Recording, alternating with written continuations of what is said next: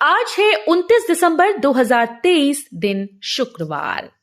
नमस्कार, सुप्रभात। न्यूज छत्तीसगढ़ में आपका बहुत बहुत स्वागत है।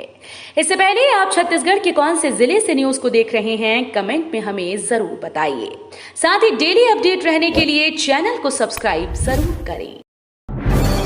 छत्तीसगढ़ बोर्ड ने जारी की 10वीं 12वीं की डेट शीट। इस तारीख से शुरू होंगे एग्जाम।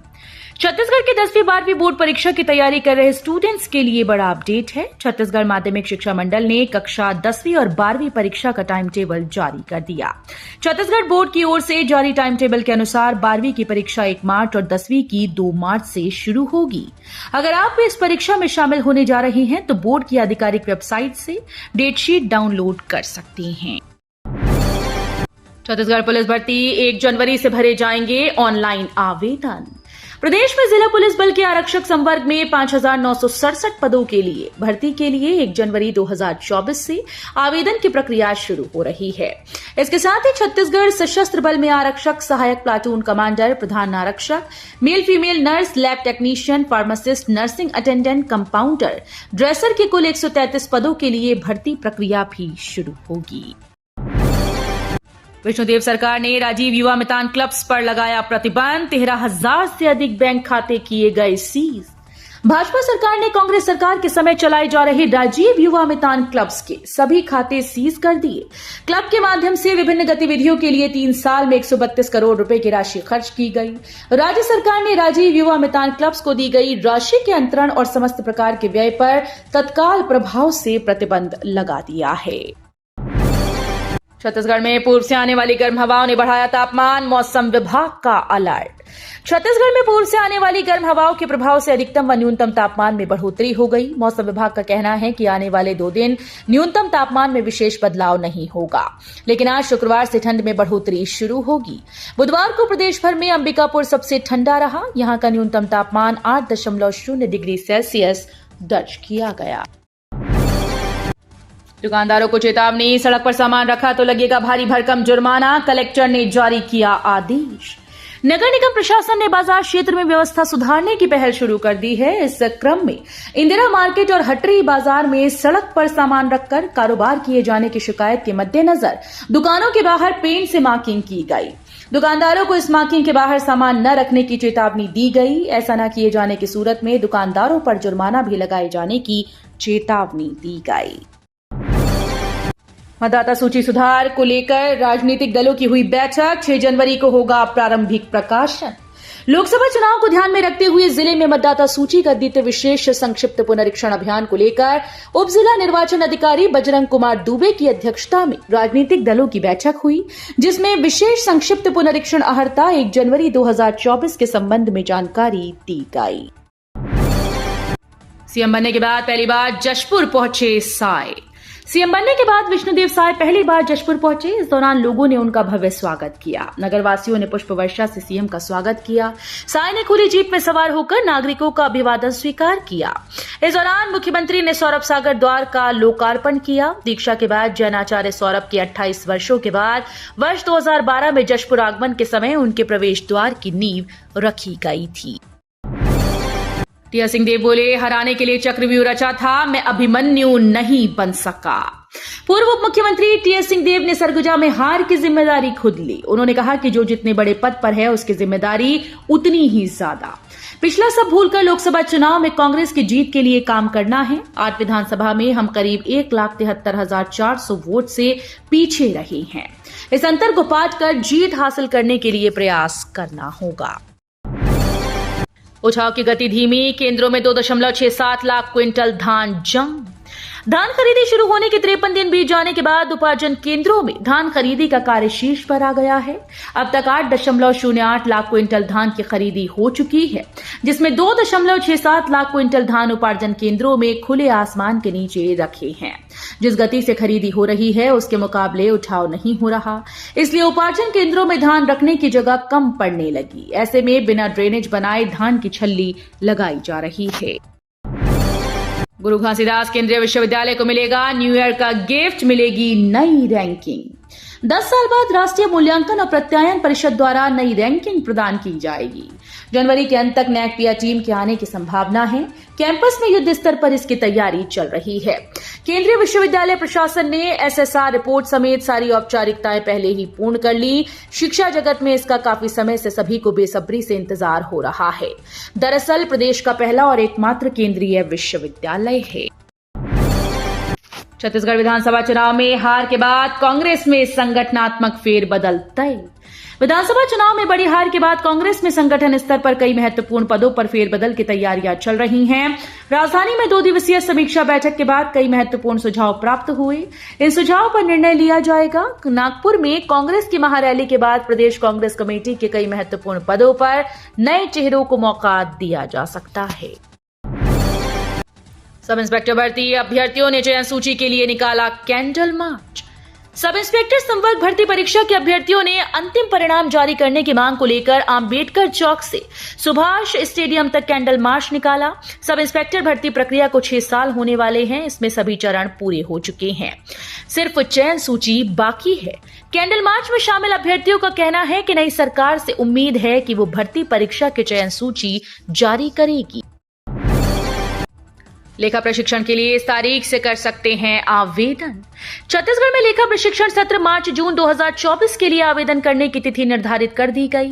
इसके लिए 1 से 31 जनवरी के बीच आवेदन स्वीकार किए जाएंगे। 3 साल की नियमित सेवा पूरी कर चुके लिपिक वर्गीय कर्मचारियों के आवेदन पत्र 31 जनवरी तक शासकीय लेखा प्रशिक्षण शाला नगर घड़ी चौक रायपुर में जमा करना होगा।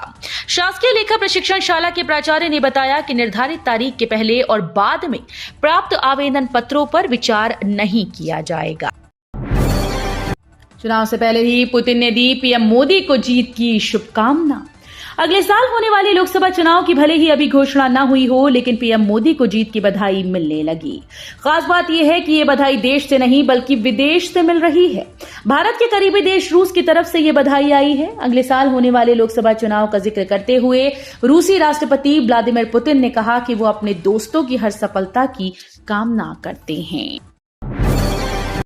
छत्तीसगढ़ में बेरोजगारी दर का 2 अलग-अलग डेटा। केंद्र सरकार के आंकड़ों ने क्यों बढ़ाई उलझन।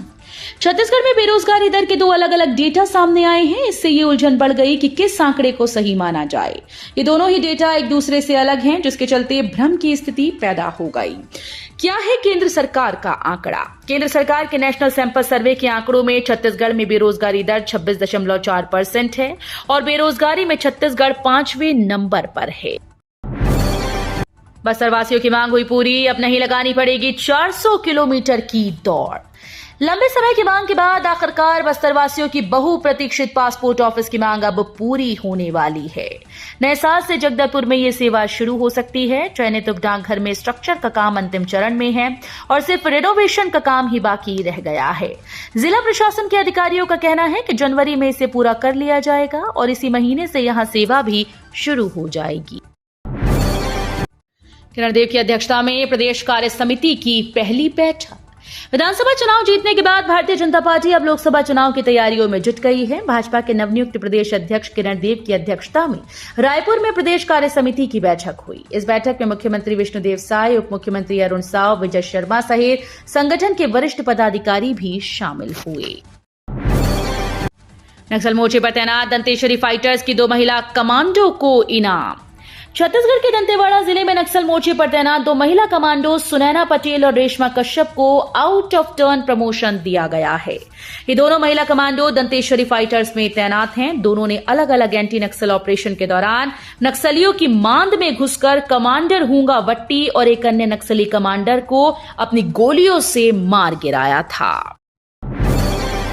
62,000 पट्टा धारकों के लिए खुशखबरी। पीएम आवास योजना का मिलेगा लाभ।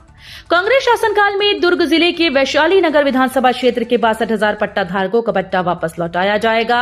दरअसल नवीनीकरण और नियमितीकरण के लिए वैशाली नगर विधानसभा से भिलाई नगर निगम में जमा किए गए लगभग 62,000 पट्टे नगर निगम में जल्द ही पट्टा धारकों को लौटाए जाएंगे। स्विमिंग की राष्ट्रीय स्पर्धा में भूमि ने जीता 6 गोल्ड और 3 ब्रॉन्ज। एआईयू द्वारा भुवनेश्वर के कलिंगा यूनिवर्सिटी में आयोजित north east zonal university swimming championship संपन्न हुई, जिसमें 100 यूनिवर्सिटी से 1000 पुरुष महिला खिलाड़ियों ने भाग लिया था। प्रतियोगिता में कोरबा की भूमि गुप्ता ने उत्कृष्ट प्रदर्शन करते 6 गोल्ड 3 ब्रॉन्ज मेडल के साथ चैंपियन ट्रॉफी जीती। भूमि पहले से ही राष्ट्रीय स्कूल गेम्स, खेलो इंडिया यूथ गेम्स में कई मेडल जीत चुकी है। भूमि विगत फरवरी भोपाल में खेलों में चोटिल हो गई, जिसकी वजह से दाहिने कंधे की जटिल सर्जरी के 9 माह में रिकवरी के बाद दोबारा कमबैक किया है। म्यूचुअल फंड में करते हैं निवेश तो 31 दिसंबर तक निपटा लें ये जरूरी काम। वर्ष 2023 समाप्त होने वाला है और आपके पास जरूरी काम करने के लिए केवल 10 दिन का समय शेष है। अगर आप म्यूचुअल फंड में निवेश करते हैं और आने वाले दिनों में किसी भी प्रकार की परेशानी नहीं चाहते तो 31 दिसंबर तक ये जरूरी काम निपटा लें। बताया जा रहा है कि जिन निवेशकों ने अभी तक म्यूचुअल फंड और डीमैट खाते में नॉमिनी नहीं जुड़वाया, वे 31 दिसंबर के पहले नॉमिनी का नाम जुड़वा सकते हैं। पूर्व मंत्री रुद्र गुरु के बंगले के कंप्यूटर रूम में लगी आग, सारे दस्तावेज जलकर खाक। छत्तीसगढ़ के पूर्व मंत्री रुद्र गुरु के रायपुर के गंज थाना क्षेत्र के अंतर्गत बंगले में आग लग गई। खबरों के अनुसार पूर्व मंत्री के बंगले के कंप्यूटर रूम में आग लगी। बताया जा रहा है कि आग लगने से अलमारी में रखे सारे दस्तावेज जलकर खाक हो गए। सूचना मिलते ही फायर ब्रिगेड की एक गाड़ी मौके पर पहुंची। अब छत्तीसगढ़ में आएगी सीबीआई, बीजेपी से प्रभारी नितिन नबीन ने दिए संकेत। छत्तीसगढ़ में भारतीय जनता पार्टी की सरकार बनने के बाद पहली संगठनात्मक बैठक की गई। इसके साथ ही नए प्रदेश अध्यक्ष के मनोनीत होने के बाद कुशाभाऊ ठाकरे परिसर में प्रदेश के सभी पदाधिकारी इकट्ठा हुए। इस बैठक में लोकसभा चुनाव को लेकर चर्चा की गई। इसके साथ ही भाजपा के प्रदेश सह प्रभारी नितिन नबीन ने मीडिया से चर्चा करते हुए कई मुद्दों पर अपनी बात रखी है। उत्कल गोंडवाना एक्सप्रेस समेत 17 ट्रेन विलंब। ट्रेन के विलंब से चलने का सिलसिला जारी है। गुरुवार को भी 17 से अधिक ट्रेन निर्धारित समय से घंटों देर से पहुंची। सबसे ज्यादा दिक्कत पुरी योगनगरी उत्कल एक्सप्रेस के यात्रियों को हुई। ये ट्रेन 14 घंटे विलंब से चल रही है। यात्रियों को समय पर ट्रेन न मिलने की ये समस्या काफी दिनों से है, जिसके चलते यात्रियों को परेशानियां हो रही हैं। छत्तीसगढ़ में विभाग के बंटवारे में देरी की पीसीसी चीफ बैज ने बताई वजह। छत्तीसगढ़ में मंत्रिमंडल के गठन के बाद विभागों का बंटवारा न होने के मामले में भाजपा कांग्रेस आमने सामने है। कांग्रेस ने आरोप लगाया कि मलाईदार विभागों के लिए भाजपा में जूतम पैजार हो रहा है, इसलिए विभागों का बंटवारा नहीं हो पा रहा। भाजपा ने इस आरोप पर पलटवार करते हुए कहा कि कांग्रेस पार्टी अपनी ही पार्टी के भीतर मचे घमासान को नहीं रोक पा रही। कांग्रेस को ये रास नहीं आ रहा कि बिना विभागों के बंटवारे के भी कोई सरकार एक राय होकर जनता की सेवा का संकल्प लेकर कैसे आगे बढ़ रही है।